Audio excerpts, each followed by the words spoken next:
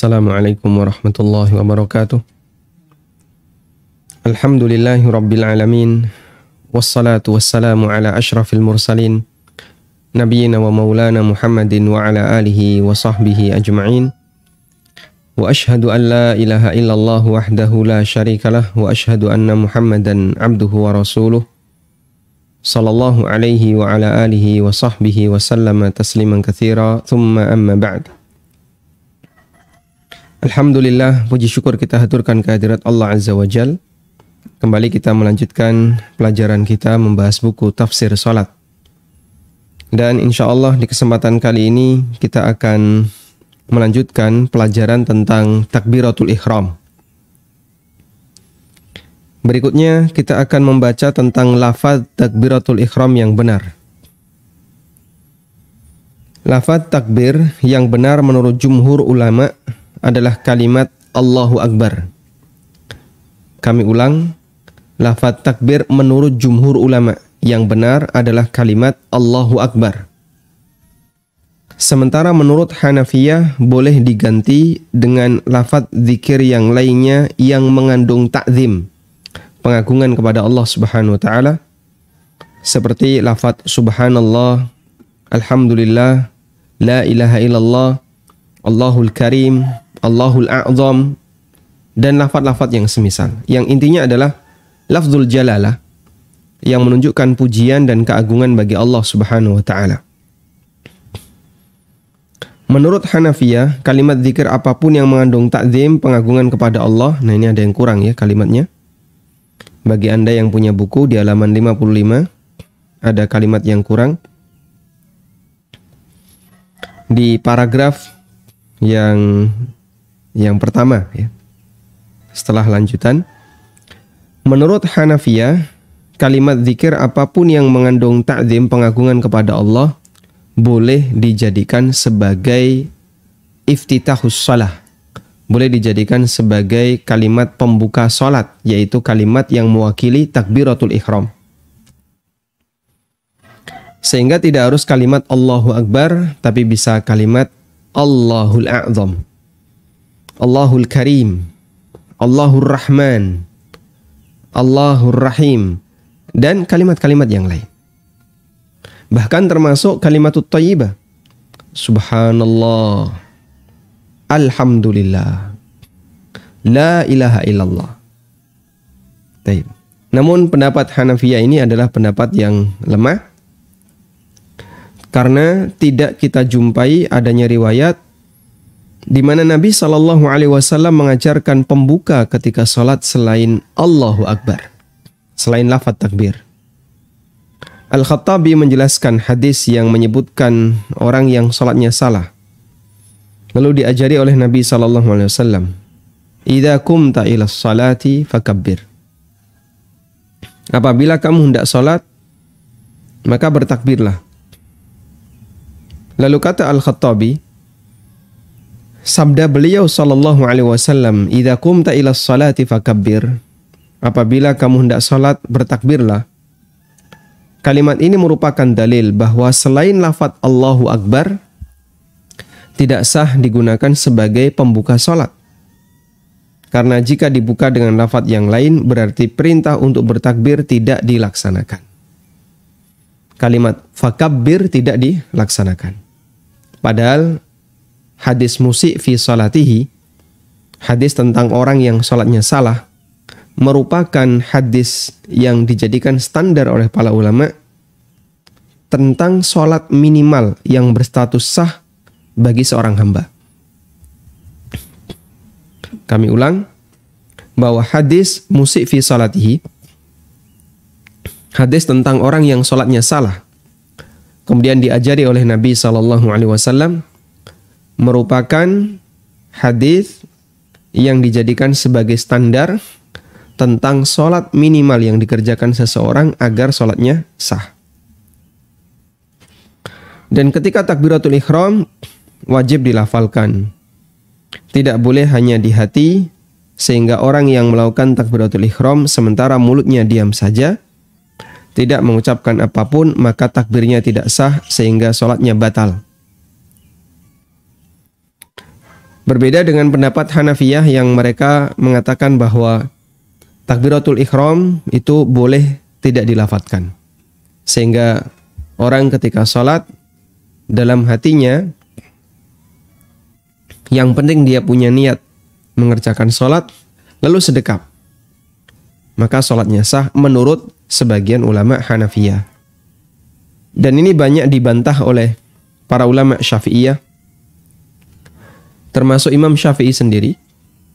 Beliau mengatakan, la tasihhus shalah illa bin nutq.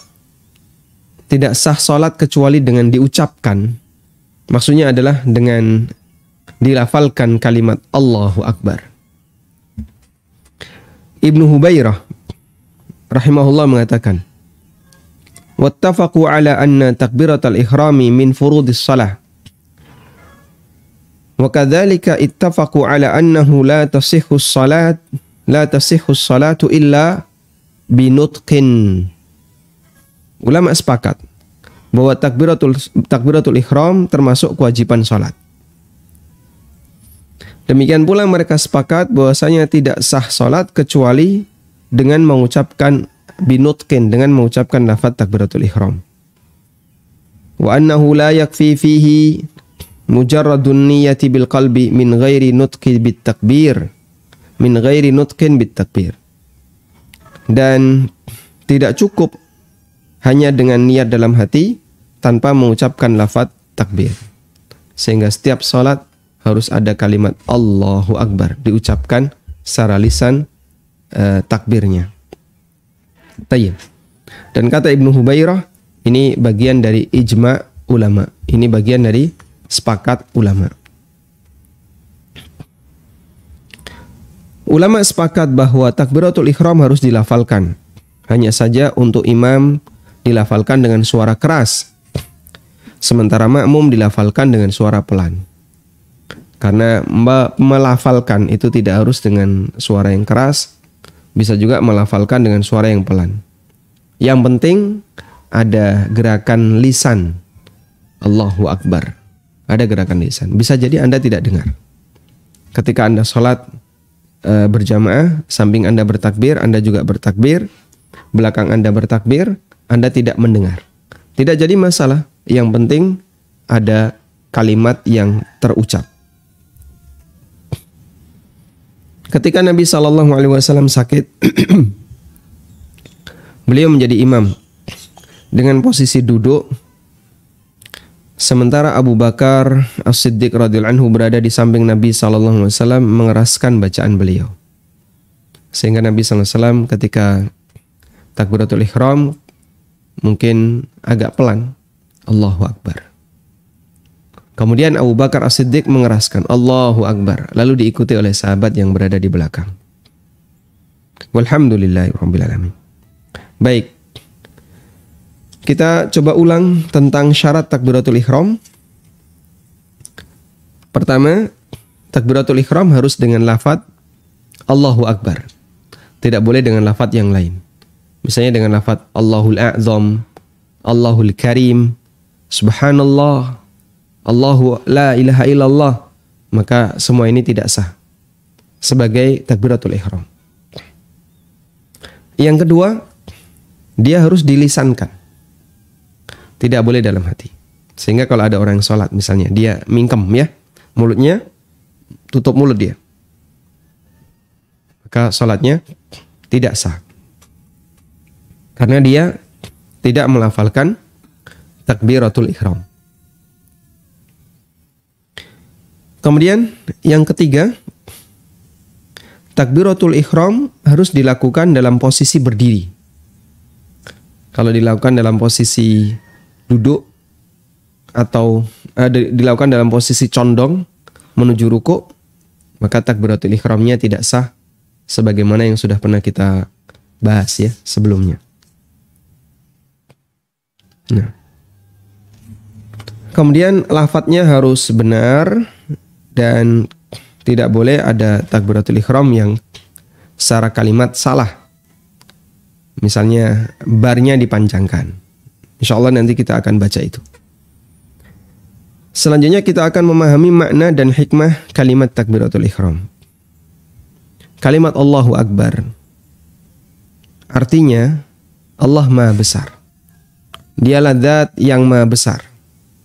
Maha besar zatnya, Maha agung namanya, dan semua sifat-sifatnya. Sehingga dalam kalimat takbiratul ihram terkandung makna menetapkan semua kesempurnaan untuk Allah Ta'ala dan mensucikannya dari semua kekurangan dan cacat. Dalam Hasyiah Ar-Raudul Murbi' dinyatakan, wa takbiruhu subhanahu jami'un li'ithbati kulli kamalin lahu. Kalimat takbir, kalimat mengagungkan Allah, takbiratul ihram, mencakup makna menetapkan semua kesempurnaan untuk Allah, mensucikannya dari segala kekurangan dan aib. Wa ifraduhu wa takhsisuhu bidzalika. Dia kemudian juga meyakini bahwa hanya Dia yang berhak diagungkan serta mengandung pengagungan dan pemuliaan untuk Allah Subhanahu wa taala. Sehingga kalimat Allahu Akbar intinya di situ mengandung dua hal. Yang pertama menetapkan kesempurnaan untuk Allah, dan yang kedua mensucikan segala bentuk aib dan kekurangan untuk Allah Azza wa Jalla. Dia zat yang maha besar, maha agung, sehingga selayaknya hamba menyebut namanya tanpa memujinya. Sehingga tidak selayaknya seorang hamba menyebut namanya tanpa memujinya. Tidak selayaknya seorang hamba menyebut nama Allah tanpa memuji Allah Azza wa Jalla.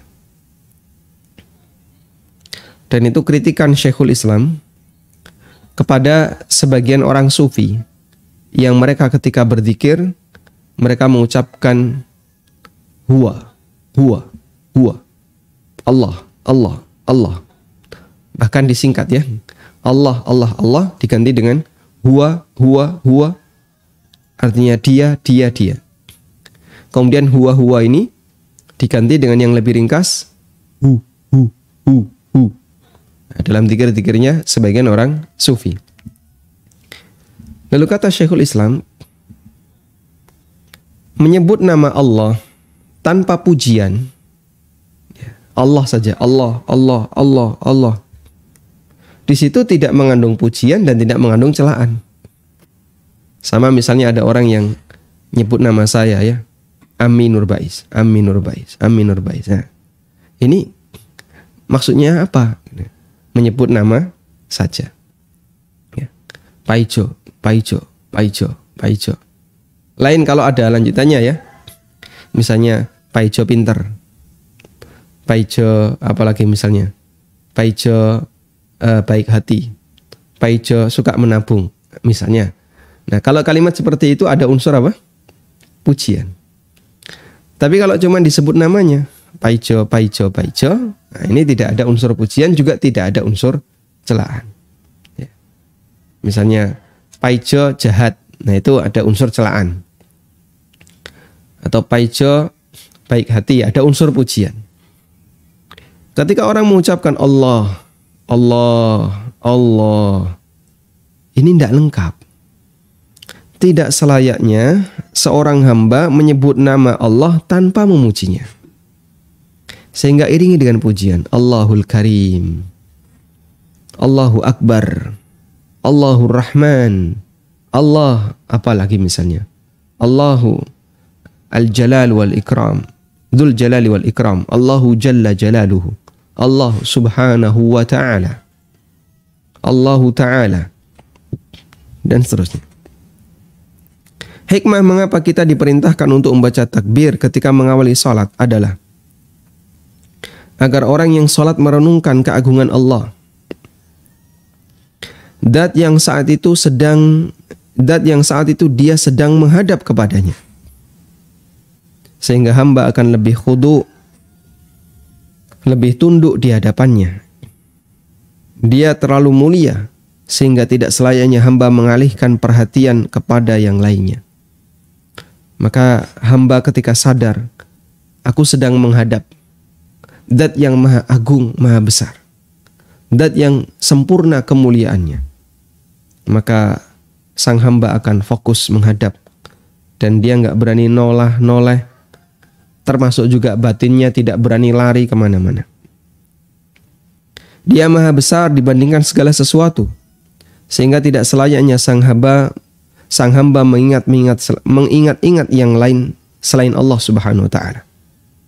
Ada nasihat yang disampaikan oleh seorang ulama, "Lau alimal musalli man yunaji maltafata." Andaikan orang yang sholat dia mengetahui kepada siapa dia bermunajat, maltafata, tentu dia tidak akan menoleh. Sehingga dia tidak akan menoleh ke kanan maupun ke kiri. Hatinya juga sama, tidak lari kemana-mana, tapi dia fokus. Sehingga dia tidak akan menoleh, baik menoleh badannya maupun hatinya. Selanjutnya, apakah takbiratul ihram harus diiringi dengan niat? Sehingga saat mengucapkan Allahu Akbar itu bersamaan dengan niat dalam hati terkait ibadah sholat yang dikerjakan. Dan inilah yang menyebabkan sebagian orang ketika takbiratul ihram itu Masya Allah perjuangannya luar biasa. Allah, dan dalam hatinya ada niat, misalnya sholat subuh ya. Allah, lisannya mengucapkan Allahu Akbar, hatinya mengucapkan sholat subuh dalam waktu bersamaan. Akhirnya apa? Dia merasa gagal. Allah, sholat subuh telat ya, ulangi. Allahu telat lagi ya, ulangi, enggak seragam. Allah, untuk bisa sekali sholat dia mungkin butuh 5-6 kali mengulang-ulang takbiratul ihram. Allah gagal. Allah gagal ya, padahal sudah mendekati, Masya Allah ya, sangat disayangkan. Masya Allah. Saya kalau melihat, beberapa kali saya melihat orang seperti ini. Kalau melihat orang seperti ini, saya kadang, ini orang kalau jadi imam Masjid Istiqlal gimana ya? Dengan jumlah jamaah yang ratusan ribu, sekian banyak, dia jadi imam. Allahu Akbar, gak jadi. Makmumnya padahal sudah takbir semuanya. Terus diumumkan, mohon maaf diulang ya. Allahu Akbar, mohon maaf diulang. Masya Allah. Maka kita bisa pastikan orang seperti ini dia gak layak jadi imam. Cuman anehnya ya, saya pernah punya tetangga yang seperti itu ya, sebelum tinggal di kerajaan ya, di masjid ada orang yang seperti itu kayak sholatnya. Allah. Tapi anehnya, karena kita sholat ini ya, kita sholat syahriyah, imam membaca surat pendek, misalnya surat apa misalnya? Surat Wailul likulli humazatil lumazah.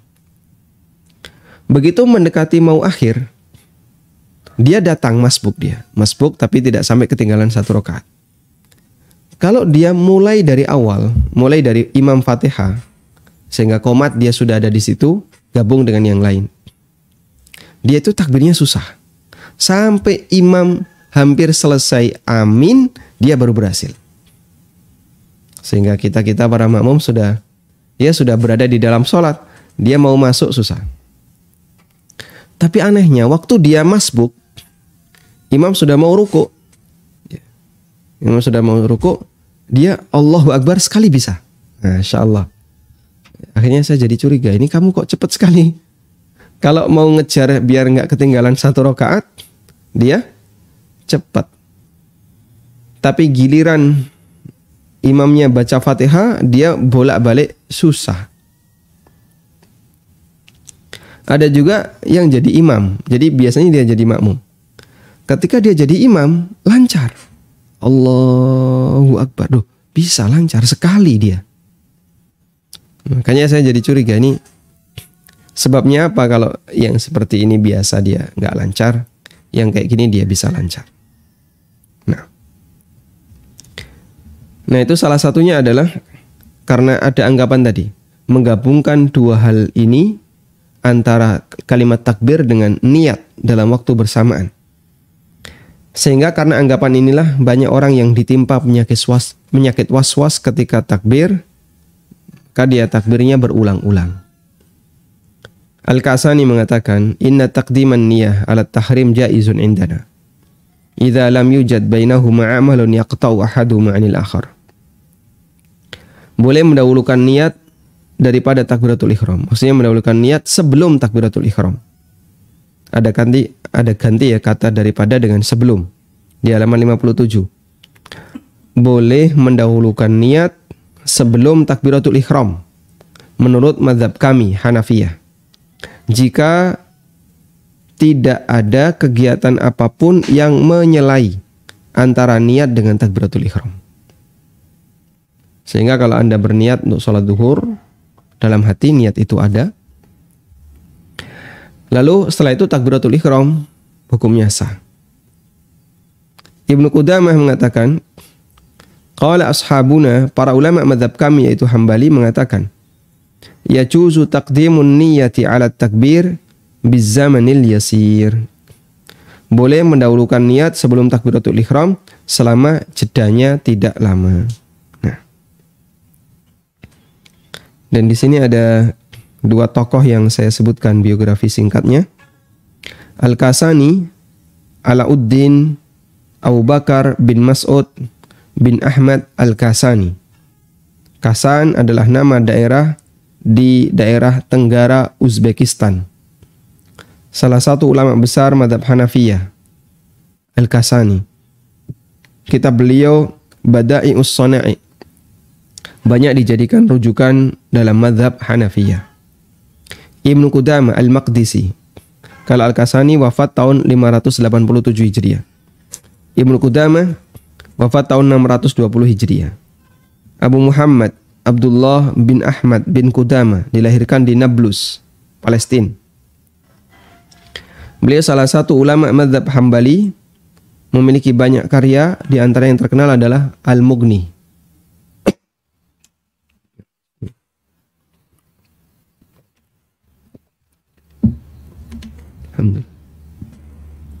Dan kitab Al-Mughni ini banyak dijadikan rujukan oleh para ulama Hambali, sehingga beliau termasuk di antara ulama besar dalam mazhab Hambali. Baik. Insyaallah bisa dipahami dengan baik ya. Sehingga takbiratul ihram sekali lagi tidak harus bersama dengan niat. Niat boleh sebelum takbiratul ihram. Dia punya niat terlebih dahulu, niat sholat duhur. Sudah? Mantap? Langsung Allahu Akbar. Dan tidak perlu dibuat tadi ya, harus dilakukan secara bersamaan. Selanjutnya, kita akan melihat beberapa kesalahan pengucapan takbiratul ihram. Kalimat takbir Allahu Akbar yang dipanjangkan adalah lafzul jalalah Allah. Dan Allah kalau pakai standar tajwid berarti dia dibaca tafkhim Allah. Yang kedua, panjangnya 2 harokat. Allah 2 harokat. Kalau misalnya lebih gimana? Ya tidak sampai membatalkan sholat, tapi kepanjangan. Allah, kepanjangan ya. Biasanya naik turun dari sujud ke atas atau dari i'tidal ke sujud. Allahu Akbar. Ya ini kurang bagus. Yang lebih bagus, kalau memang biar gak terlalu panjang, bergerak dulu, baru mengucapkan Allahu Akbar. Agar tidak terlalu panjang. Sedangkan kata akbar dibaca pendek, akbar, nggak ada yang panjang di situ. Sehingga A-nya tidak boleh dipanjangkan, akbar. Juga barnya tidak boleh dipanjangkan, akbar. Baik. Allah jangan sampai dipanjangkan bagian depan, Allah. Ada beberapa kesalahan yang dalam membaca takbir karena kesalahan panjang pendeknya. Misalnya, Allahu Akbar. Lafaz ini artinya, apakah Allah Maha Besar? Apakah Allah Maha Besar? Berarti di sini apa? Mempertanyakan, apakah betul Allah itu Maha Besar? Nah, ini pertanyaan yang gimana ini? Masa orang mempertanyakan apakah Allah Maha Besar? Berarti dia meragukan kebesaran dan keagungan Allah Subhanahu wa taala. Karena huruf A itu artinya apakah? Misalnya dalam Al-Quran Allah berfirman apa? Allahu khairun amma yushrikun. Ini ada di surat apa ini? Coba kita bacakan.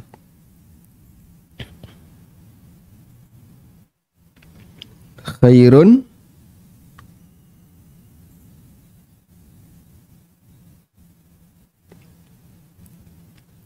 ada di surat An-Naml ayat 59.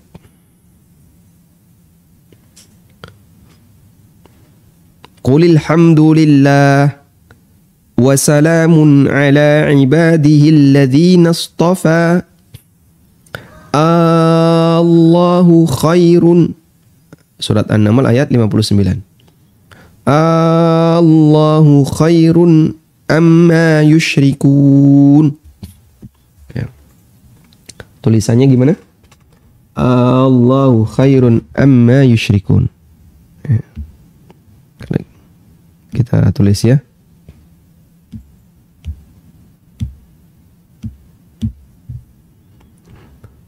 Allahu khairun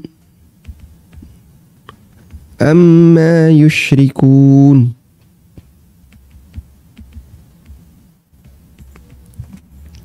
Nah, begini.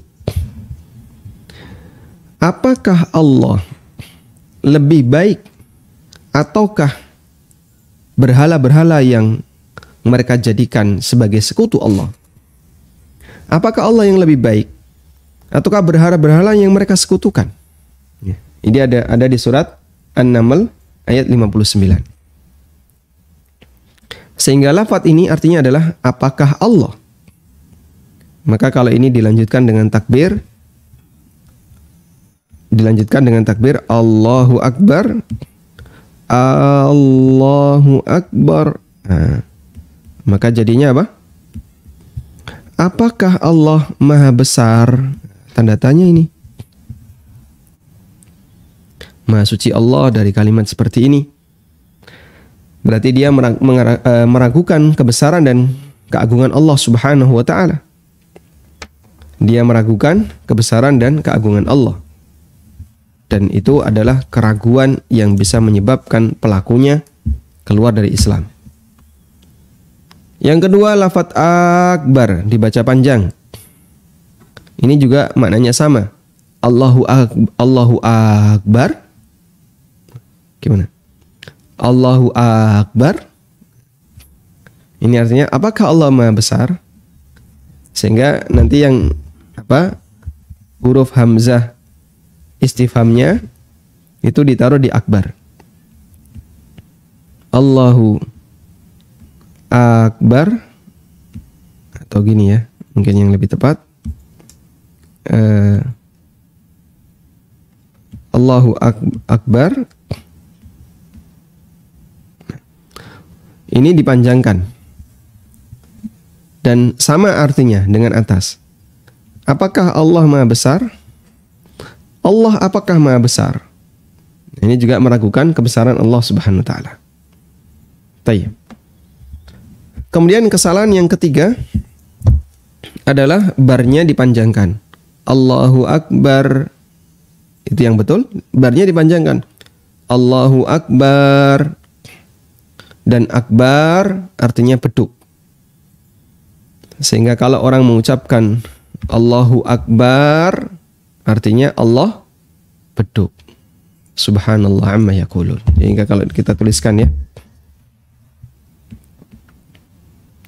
Allahu Akbar seperti ini, artinya beduk. Akbar artinya beduk. Sehingga kalimat ini maknanya adalah Allah beduk. Subhanallah amma yaqulun. Dan kesalahan seperti ini cukup banyak. Terutama ketika orang takbiran ya. Ya, sambil dia bawa beduk ya. Allahu Akbar, Allahu Akbar. La ilaha illallah wallahu akbar. Allahu akbar. Diseret-seret. Baknya dipanjang-panjangin. Bahaya kalimat ini. Dan kita harus ingatkan bahwa kalimat ini salah besar. Ya. Baknya wajib pendek. Allahu akbar. Allahu akbar.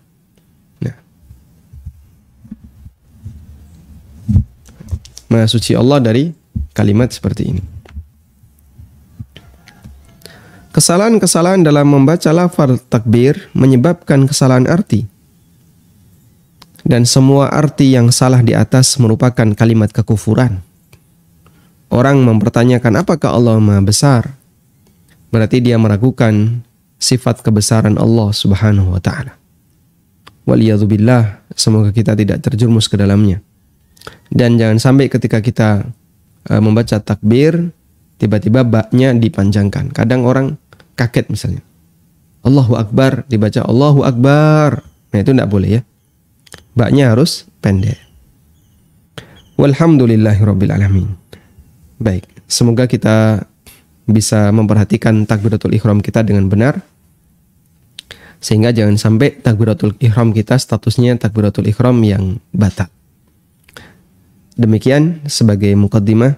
Wassallallahu ala nabiyyina Muhammadin wa ala alihi wa sahbihi wasallam. Salurkan donasi Anda. Tidak ada satupun di antara sahabat Nabi SAW yang punya kemampuan kecuali mereka wakaf Untuk pembangunan SDTQ MIPS melalui rekening Bank Syariah Mandiri, kode bank 451, nomor rekening 7441049999 atas nama Yayasan Amal Abadi Indonesia. Info donasi 082 12345 7441. Semoga Allah Subhanahu wa taala memberikan keberkahan dan kemudahan. Wassallallahu ala nabiyyina Muhammadin wa ala alihi wa sahbihi wasallam. Wa akhiru da'wana alhamdulillahirabbil alamin. Wassalamualaikum. Baik. Assalamualaikum. Baik, silahkan bagi Anda yang mau bergabung. Silahkan Bapak. Assalamualaikum. Waalaikumsalam warahmatullahi. Ustaz, Ana Taufik dari Bekasi, Ustaz. Silakan Pak Taufik.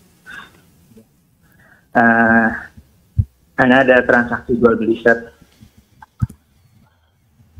Jadi transaksi menjual tanah. Cuman sebelum dijual itu Ana kontrakin, Ustaz, selama 6 tahun.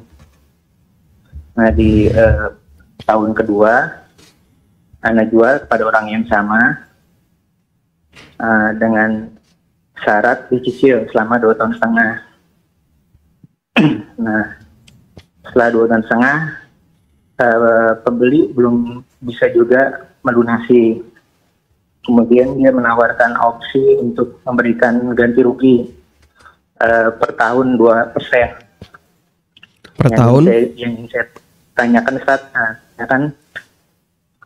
apakah itu masuk riba, Ustaz? Baik. Dan Per tahun 2% dari kelebihan waktu ya? Iya betul, Ustaz.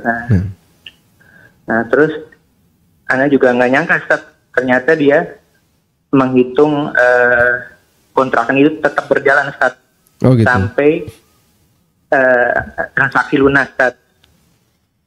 Itu termasuk bagian dari satu akad ada dua jual beli Ustaz. Baik, barakallahu fikum. Syukran Ustaz. Jazakallahu khair. Assalamualaikum warahmatullahi wabarakatuh. Waalaikumsalam warahmatullahi wabarakatuh. Baik. Ada kaidah yang dulu sudah pernah kita sampaikan ya. Kaidahnya mengatakan asy-syaghil la yusyagghal. Asy-syaghil la yusyagghal. Sesuatu yang sibuk jangan disibukkan.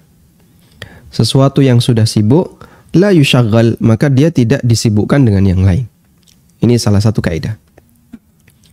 Sehingga kalau ada sebuah objek, dia dijadikan sebagai objek jual beli. Lalu di saat yang sama dia jadi objek sewa. Di saat yang sama dia jadi objek sewa. Berarti ada dua kesibukan dalam waktu yang bersamaan. Dan itu tentu saja tidak sejalan dengan kaidah yang tadi kita baca. Maka kalau sudah sibuk di salah satu transaksi, yaitu sebagai objek jual beli, yang tentu saja dia tidak bisa jadi objek sewa. Meskipun pelakunya ridho, sehingga Anda dengan B melakukan dua akad ya. Yang satu adalah akad jual beli, yang satu akad sewa. Dengan objek yang sama. Nah ini meskipun si B ridho, seperti ini tidak sejalan dengan kaidah tadi. Betul bahasanya kaidah ini ada pengecualian, seperti yang dijelaskan oleh Imam Ibnu Utsaimin rahimahullah, bahwa asy-syaghil la yusyagghal itu berlaku jika kesibukan yang kedua tidak mengganggu kesibukan yang pertama. Itu diperbolehkan. Baik. Sehingga misalnya saya menjual tanah, tapi tanah itu masih disewa oleh si A. Dan masa sewanya selesai sekarang di bulan Maret, akan selesai di bulan Juli misalnya. Tapi saya sudah transaksikan di bulan ini. Maka kalau si A setuju, saya jual tanah itu, atau si B setuju, saya masih sewakan tanah itu, insya Allah nggak jadi masalah. Karena kesibukan yang kedua tidak mengganggu kesibukan yang pertama. Sehingga saya sampaikan kepada konsumen saya, Pak, lahan ini atau rumah ini baru disewa oleh si A. Selesainya Juli. Bapak sudah AJB sekarang dengan saya, tapi saya minta syarat agar sampai bulan Agustus Bapak baru bisa menempati. Kita baru serah terima kunci. Kalau yang bersangkutan bersedia, tidak masalah, alhamdulillah. Sehingga nanti si A tetap boleh tinggal di situ, nyewa sampai selesai masa sewa Juli. Kemudian Agustus saya serahkan kuncinya kepada konsumen saya. Tapi kalau ini kan konsumennya sama, B. Ya. Padahal kalau sudah terjadi jual beli, maka lahan itu sudah jadi milik B, bukan lagi miliknya A. Karena itu B tidak perlu nyewa, karena sudah menjadi milik B. Sebab dengan adanya akad jual beli, maka terjadi pindah hak milik. Terjadi perpindahan hak milik. Hanya dengan adanya akad jual beli. Maka begitu akad jual beli sudah dilakukan antara Anda dengan B, terjadilah perpindahan hak milik. Sementara karena B ini bayarnya nyicil ya, dalam rentang waktu 1,5-2 tahun ya, 2 tahun dicicil selama 2 tahun, 2 tahun cicil. Nah di rentang 2 tahun harga sudah ditetapkan, anggap misalnya 5M misalnya ya. Ternyata sampai 2 tahun dia belum bisa lunas, ada perpanjangan. Nah perpanjangan ini tidak boleh ada biaya, harus free, tidak boleh ada biaya. Kalau dia ngasih ketetapan 2% per tahun ya. Ada kenaikan 2% per tahun, ini riba jahiliyah. Sebagaimana keterangan Qatadah Ibnu Ti'amah, di antara bentuk riba jahiliyah adalah orang melakukan transaksi secara kredit, lalu ketika jatuh tempo dia harganya dinaikkan sesuai dengan jumlah waktu penundaan. Itu masuk riba jahiliyah. Baik. Lalu solusinya bagaimana agar penundaan tadi tetap berlaku? Solusinya pertama, kalau Anda merasa tidak ridho adanya penundaan lebih dari 2 tahun, maka Anda bisa tawarkan pembatalan. Bagaimana kalau kami batalkan? Sehingga kami tarik lagi. Tawarkan pembatalan. Kalau dia setuju, uang yang sudah pernah dibayarkan, kembalikan. Baik. Syarat batal ini berlaku adalah jika konsumen Anda, jika si B setuju. Tapi kalau si B nggak setuju, ya itu tetap jadi miliknya si B. Syaratnya si B harus setuju. Karena pembatalan di sini tidak bisa dilakukan secara sepihak. Sebab akadnya adalah akad yang lazim, sehingga pembatalan hanya bisa dilakukan jika dua pihak. Yang kedua, jika memang si B tidak bisa tepat waktu di 2 tahun, bahkan sudah melebihi, maka si A Anda minta, boleh nggak ini kita jual ke orang lain? Nanti hasil penjualannya kalau ada kelebihan, ya kamu itu jadi hak milik kamu. Yang penting pokoknya utang saya atau piutang saya segera dilunasi. Kalau dia setuju, insya Allah juga bisa dilakukan. Kalau nggak setuju lagi gimana? Nah, itu yang susah ya. Itu yang rumit, sehingga Anda perlu bersabar ya, dengan harga yang sama, namun dia tidak boleh dikasih tambahan dengan adanya penundaan waktu. Cuma di sini juga perlu diukur B ini sebenarnya mampu bayar atau tidak. Kalau dia mampu bayar tapi dia malas atau dia nggak mau, yaitu berarti orang yang punya cacat mental ya. Artinya bisa jadi dia memang punya niat jahat, atau orang yang sebenarnya dia ingin ngambil harta orang lain, dan itu bisa urusannya ke arah perdata ya. Wallahu a'lam. Assalamualaikum. Waalaikumsalam warahmatullahi wabarakatuh. Ustaz, mau tanya Ustaz. Baik, bagaimana hukum sholat orang tua yang sudah lanjut usia dan pikun, Ustaz? Sudah pikun? Sudah, tapi kadang-kadang ingat, kadang-kadang tidak. Terus kalau sholat sendiri itu kadang-kadang ngomong, dan kalau dipandu itu suka jawab sendiri, Ustaz. Sedangkan saya posisinya kan lagi ngurusin orang tua, takut ada kesalahan gitu, Ustaz. Gimana, Ustaz? Baik. Gitu aja, Ustaz. Barakallahu fiik, Ustaz. Assalamualaikum warahmatullahi wabarakatuh. Waalaikumsalam warahmatullahi wabarakatuh. Orang yang pikun, maka dia nggak ada akalnya sudah nggak ada ya. Artinya sebagaimana yang difirmankan oleh Allah, wa minhum may yuraddu ila ardhil umuri likai la ya'lama ba'da ilmin syai'a. Di antara mereka ada yang dikembalikan oleh Allah ila ardhil umur, ke usia yang paling hina. Dan itu adalah usia pikun. Sang anak akan punya pahala besar ketika dia berusaha untuk merawat orang tuanya yang pikun, insya Allah.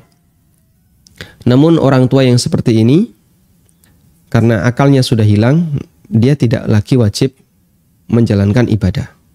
Sehingga tidak wajib puasa Ramadan, tidak wajib sholat, tidak wajib ibadah-ibadah yang lainnya, kecuali zakat. Kalau dia kaya, maka tetap dibayarkan hartanya untuk dizakati. Namun kalau dia ibadah yang sifatnya fisik, ya, sholat, puasa, maka sudah tidak wajib sehingga tidak perlu dipaksa untuk sholat. Wallahu alam. Pikun itu begini, kadang dia sadar, kadang hilang akalnya. Kadang sadar, kadang hilang akalnya. Nah, kalau kita atau ada orang yang mengalami situasi seperti itu, dalam kondisi sadar wajib sholat. Tapi ketika hilang akal, nggak wajib sholat. Sehingga kadang wajib sholat, kadang tidak wajib sholat. Maka Anda cukup perhatikan, ini lagi sadar nggak? Oh, lagi sadar. Ajarkan untuk sholat. Dan nanti bisa dipandu. Ya. Sebisanya. Kok yang bersangkutan misalnya beliau bicara atau apa, barangkali itu pengaruh pikunnya. Nah, ketika itu terjadi dan itu karena akalnya sudah hilang, maka sholatnya memang statusnya batal dan dia tidak lagi wajib sholat. Wallahu a'lam.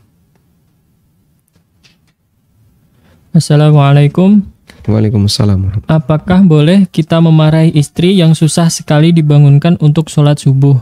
Karena sudah dicoba dibangunkan dengan baik-baik, tapi istri tidak mau bangun. Jazakallah khairan. Wa jazakumullah khairan. Insya Allah tidak masalah ya. Dan Allah ajarkan secara bertahap. Pertama dinasihati dengan baik. Yang kedua, kalau nggak bisa diapain? Disiram.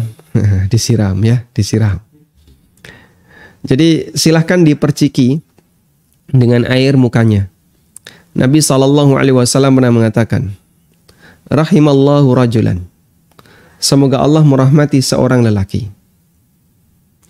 Qama minal lail. Dia melakukan qiyamul lail. Fa'aiqadha ahlahu.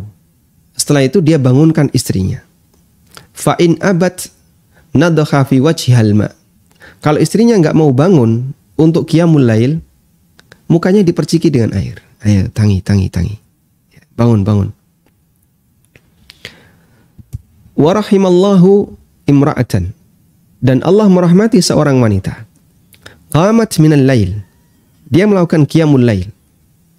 Fa'iqadat ba'laha. Lalu dia bangunkan suaminya. Fa'in aba, ketika suaminya nggak mau bangun ketika diajak untuk qiyamul lail, nadhat fi wajhil ma, disiram seember air. Nah, itu. Jadi kalau istri cuma diperciki mukanya, kalau suaminya apa? Dibasahi semuanya, dikerucuk. Nggak sama ya, diperciki mukanya. Itu dirahmati oleh Allah Subhanahu wa taala dan Nabi SAW memuji itu. Artinya sebagai bentuk motivasi agar suami istri bisa kerjasama dalam kebaikan. Karena itu tidak jadi masalah ketika istri kok dijak tahajud angel, itu diperciki air boleh. Apalagi sholat subuh susah. Nah itu bisa ya, kalau disiram kopi jangan ya. Enggak. Mungkin bisa diperciki air mukanya biar segera bangun. Wallahu alam. Baik, silakan. Assalamualaikum. Waalaikumsalam warahmatullahi. Silakan Bapak. Ustaz, mohon maaf Pak Ustaz, mau bertanya. Saya mau jual apartemen. Ada yang mau beli, tapi pembiayaannya menggunakan jasa bank. Nah, pihak banknya minta fotokopi sertifikat IMB dan PBB. Apakah akad jual beli ini diperbolehkan atau bagaimana Ustaz? Terima kasih Ustaz. Assalamualaikum warahmatullahi wabarakatuh. Waalaikumsalam warahmatullahi wabarakatuh. Kalau Anda memberikan semua perlengkapan itu kepada calon konsumen Anda, untuk nantinya dia akan serahkan ke bank, ya bisa jadi ya, ini masuk kategori tolong-menolong dalam maksiat. Namun kalau misalnya Bapak melakukan akad jual beli dengan konsumen, lalu Bapak batasi, pokoknya saya nggak mau tahu kamu dapat duit dari mana, saya hanya terima tunai. Lalu konsumen itu menggunakan sertifikat yang lain misalnya ya. Sertifikat yang lain untuk mendapatkan pinjaman bank. Kemudian dipakai untuk beli apartemen Anda. Insya Allah ini diperbolehkan. Setelah terjadi akad jual beli dengan konsumen, berikutnya terserah konsumen. Dia mau apa misalnya? Mau nyerahkan sertifikat. Ada sertifikat nggak kalau apartemen tuh? Dia nyerahkan sertifikat itu, misalnya ya apartemen ini ada sertifikatnya. Dia serahkan sertifikat apartemen sebagai pengganti dari sertifikat yang lama. Misalnya seperti itu, tidak jadi masalah. Artinya, Anda sudah tidak lagi berhubungan dengan bank, karena akad Anda dengan konsumen sudah selesai. Cuman saya mendapatkan masukan seperti ini tidak mungkin dilakukan di Indonesia. Yang mungkin itu digunakan dua notaris. Jadi ada notaris Anda dan ada notarisnya bank. Notaris Anda, notaris penjual ya. Itu menghubungkan antara Anda dengan pembeli. Di situ terjadilah akad jual beli, AJB dan seterusnya. Lalu Anda serahkan. Kemudian di situ ada batas waktu pembayaran. Misalnya dikasih cash tempo dalam waktu sekian. Tapi pihak notaris akan menahan semua pelengkapan administrasi tadi ya. Ada sertifikat, IMB, ada apalagi pajak, PBB. Notaris akan tahan itu. Nah, di saat yang sama dia melakukan transaksi dengan bank. Ya, lalu dia pakai notaris yang lain. Nah, kemudian ini saling mereferensikan. Nah, skemanya seperti apa saya nggak paham. Mungkin Anda bisa tanya ke notaris. Cuman informasi yang saya dapatkan, gunakan dua notaris dengan cara seperti itu.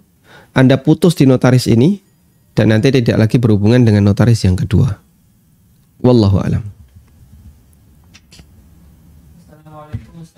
Waalaikumsalam warahmatullahi wabarakatuh. Kalau ada muazin, azannya takbirnya salah, seperti yang Ustadz jelaskan tadi, A-nya dipanjangkan atau bar dipanjangkan, apakah azannya sah atau harus diulang?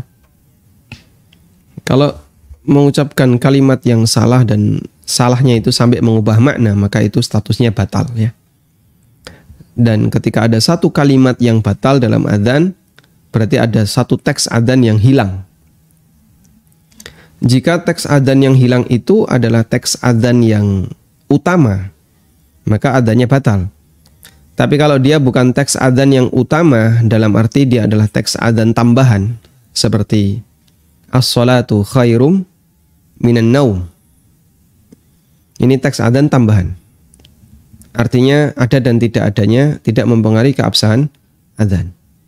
Dilakukan oleh Bilal atas beliau minta izin kepada Nabi SAW. Sehingga adzan sebelumnya mungkin tidak ada lafaz as-salatu khairum minan naum. Sehingga ini sunnah takririyah dari Nabi SAW. Maka orang melakukan adzan tanpa as-salatu khairum minan naum, adzannya sah. As-salatu khairum minan naum pakai kha. Khairum minan naum. Lafadznya khairum minan naum. As-salatu khairum minan naum. Di pondok dulu ada yang membaca, ini kha ada titiknya ya. Ada dia azan subuh membaca as-salatu khairum minan naum pakai ha. Dia pakai ha.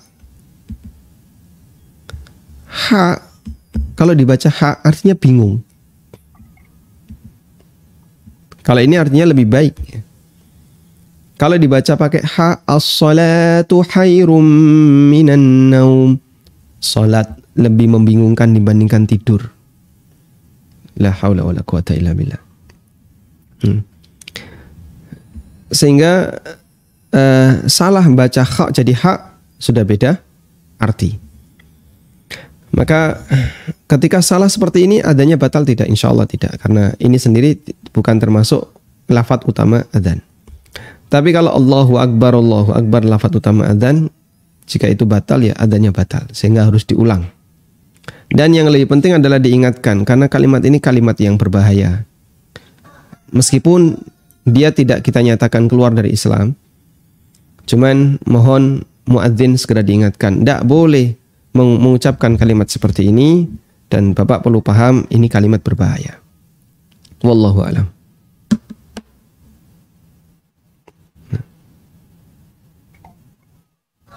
Silahkan. Alhamdulillah. Semuanya Ustaz. Terima kasih banyak. Masya Allah, barakallahu fikum. Ini dengan siapa, di mana Bapak? Ya, saya Luki dari Ciamis, Pak. Dari Jawa Barat. Masya Allah, silakan Pak Luki. Terima kasih banyak Pak Ustaz. Kajian hari ini insya Allah mudah dipahami, dan mudah-mudahan setiap harinya saya bisa dipraktikkan ya Pak Ustaz. Amin. Barakallahu fiik. Pak Ustaz, saya mau bertanya tapi di luar tema Pak Ustaz. Saya lihat dari penjelasan Pak Ustaz riba, ternyata saat ini ibu saya melakukan praktik riba Pak Ustaz. Melakukan apa Bapak?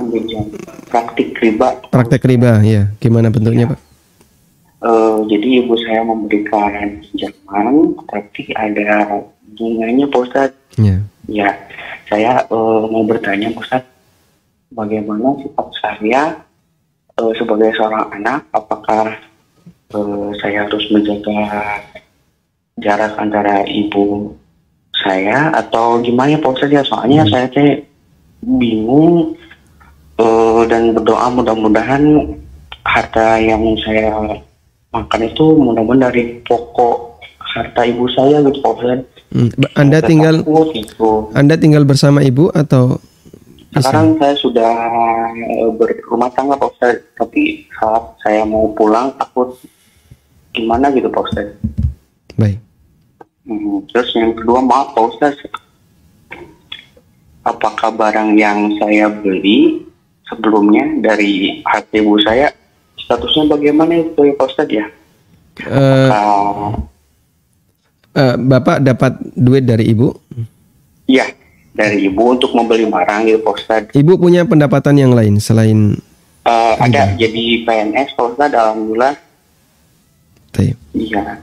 Nah, cukup jadi, Bapak. Nah. Saya takut ya gitu Pak Ustaz ya. Makasih banyak Pak Ustaz ya atas waktu yang Pak berikan kepada saya Pak Ustaz ya. Jazakallahu khair, kasron. Wa jazakallahu khairan. Baik. Kalau Anda mengambil sikap untuk menjauh dari ibu, mungkin ya Anda akan kesulitan untuk mengambil peluang dan celah untuk bisa mengingatkan ibu, karena Anda jauh dari ibu. Tapi kalau Anda berusaha untuk mendekat, alhamdulillah misalnya posisi Anda tidak jauh dari ibu ya. Anda tinggal tidak jauh ya, meskipun tidak satu rumah, sehingga bisa mendekat. Barangkali dengan kedekatan Anda bersama beliau akan ya sedikit bisa mempengaruhi. Dan bertahap Anda kasih tahu bahwasanya praktek yang dilakukan oleh ibu ini berbahaya, sehingga tidak perlulah cari-cari duit dengan cara ngutangi orang lain kemudian minta tambahan ya. Karena siapapun tahu kata rentenir dalam bahasa Indonesia itu adalah kalimat yang memalukan. Artinya itu status yang tercela. Coba kalau warga mengetahui ya, terus warga memberikan julukan kepada orang tua, orang tuamu rentenir ya, wah itu kita malu. Dan dia nggak mau disebut rentenir. Ada sebuah video ya, debt collector sedang nagih dari orang yang sudah tua, dia nggak punya harta ya, nagihnya cuma 30.000, cuma 30.000. Tapi orang tua ini tidak punya, punyanya cuma mungkin 20.000 atau berapa. Sambil marah-marah ya, pakai bahasa Jawa. Nah, terus kan banyak komentar tuh, rentenir. Dia itu ngasih jawaban, ini debt collector itu ngasih jawaban, kami bukan rentenir. Sudah ceto rentenir mengatakan kami bukan rentenir. Sudah jelas-jelas dia itu rentenir, dia nggak mau disebut rentenir. Karena dia tahu gelar rentenir itu sangat memalukan di masyarakat, jelek di masyarakat. Padahal jelas dia itu rentenir. Jelas sekali dia rentenir. Tapi disebut rentenir dia nggak mau. Kami bukan rentenir, kami koperasi. Iya, koperasi rentenir. Kami membantu orang yang butuh duit. betul dengan cara menutuk orang yang minta tolong ya, mentung karo nulung ya. Ya, dia mukul ketika menolong orang lain dengan cara dibungakan duitnya. Rentenir dia. Dan rentenir itu statusnya orang yang tercela di masyarakat. Orang yang maling dia nggak mau disebut maling. Pemabuk dia nggak mau disebut tukang mendem. Pezina sekalipun dia juga nggak mau untuk disebut pezina. Karena itu jika kita tidak mau disebut dengan gelar-gelar seperti ini, maka kita hindari. Ya, Anda sampaikan kepada ibu bahwasanya ini adalah satu yang tercela. Sementara untuk hadiah atau pemberian dari ibu, mungkin Anda bisa, insya Allah Anda bisa manfaatkan selama ibu punya sumber pendapatan yang lain. Cuman kita tekankan ibu jangan sampai melanjutkan seperti ini. Wallahu a'lam. Baik, silahkan. Halo, assalamualaikum. Waalaikumsalam warahmatullahi wabarakatuh. Silahkan. Maaf, Ustaz. Saya mau tanya, ini kan punya bisnis online dari adik ini. Jadi saya nggak punya biasanya saya kan melakukan penghitungan tanpa itu kan mau akhir bulan karena memang coklat gitu. Mohon maaf Ibu. Ya. Suaranya tidak putus-putus. Ibu bisa cari posisi yang sinyalnya agak bagus. Sebentar. Kalau misalnya akhir bulan ini tabungan saya sebelum 30 dan ini pertanyaan tentang zakat nih. Putus.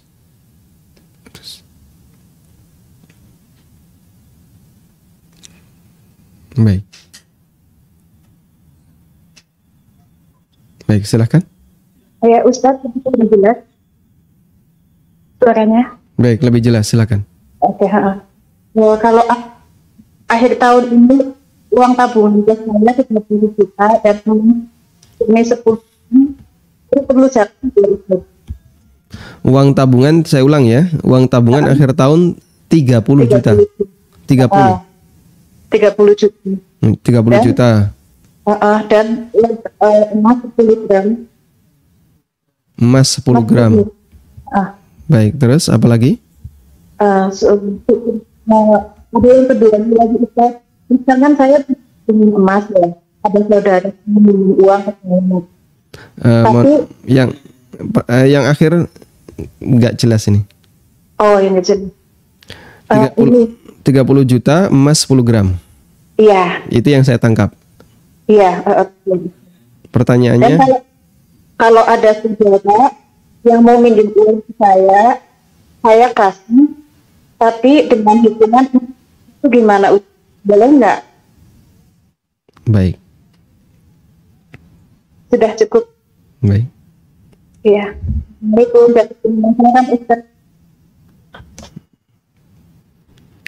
Baik. Kalau kita hitung saldo tabungan 30 juta, emas 10 gram.